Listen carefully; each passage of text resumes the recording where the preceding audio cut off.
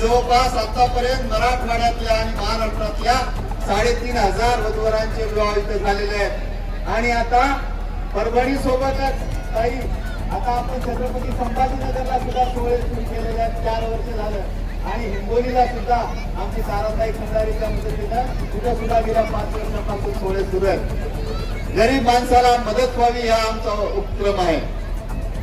संबोधी अकादमीच्या सोहळ्यामुळे राज्यातल्या वरिष्ठ प्रशासनातले जे काही अधिकारी यायचे त्या अधिकाऱ्यांनी एक समाज कल्याण विभागाची कन्यादान योजना आणली आणि त्या कन्यादान योजनेच्या माध्यमातून वधूवराला 1 तोळ्याचं बंदी मंगळसूत्र आणि 4000 ची भांडी देण्याचा उपक्रम सुरू झाला।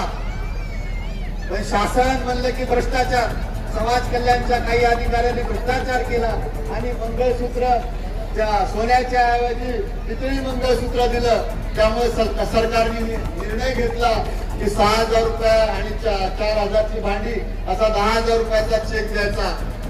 पण त्याच्यामुळे आता नुकसान असं झालं की आता सोन्याचे भाव किती झाले? 1.5 लाख झाले ताई।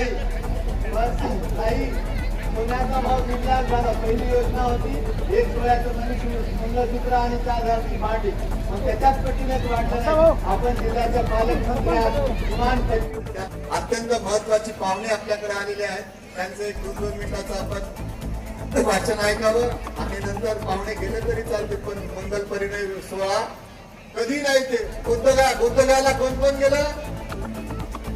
बुद्धगयाच्या ट्रस्टचे महासचिव आज आपल्यात आलेले आहेत। महूच्या ट्रस्टचे भिवडी लग्न केलं तर एवढे मोठे भंतेजी आले असते का? तर एवढ्या मोठ्या भंतेजीच्या हस्ते हा सोहळा संपन्न होणार आहे। त्याच्यामुळे या भाषणानंतर सोहळा होईल आणि सोहळ्याच्या नंतर आपल्याला सगळ्या जणाला भोजन दिल्याशिवाय आम्ही इथं कोणी जाणार नाही। प्रमुख पाहुणे आले आमच्या ताईच्या मागे मी अभिजितच्या 4 गावात अभिजित ताई आल्या पाहिजे। अभिजित एनडी देशमुख म्हणाले त्या दिवशी की नाही ताई येणारच आहेत। ताई आल्या, सगळे पाहुणे आले आणि हा सोहळा आपण सगळ्यांचं मी स्वागत करतो।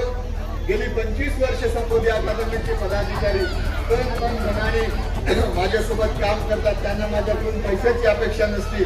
मी अनेकाला या सोहळ्याचा प्रमुख म्हणून माझ्यापेक्षा वयाने मोठ्या असलेल्या लोकांना सुद्धा अनेकदा रागावतो, ते सहन करतात।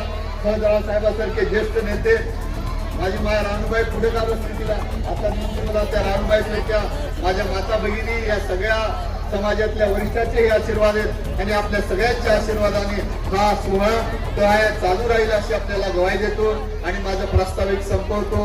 जय हिंद, जय महाराष्ट्र, जय भीम।